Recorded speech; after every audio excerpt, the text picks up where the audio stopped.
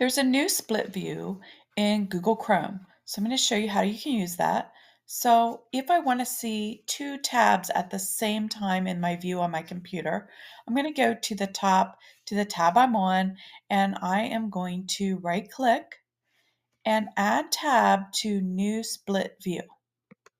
Once I add that tab, now I have the ability to select one of the other tabs I have open to open also in my view. So now I have my Canva view on the left and my rubric view on the right.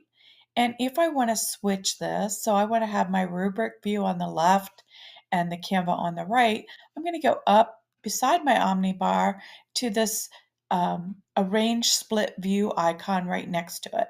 So once I click on that, then I can click reverse views, and now this reverses the views. So my rubric's on the left and my Canva's on the right.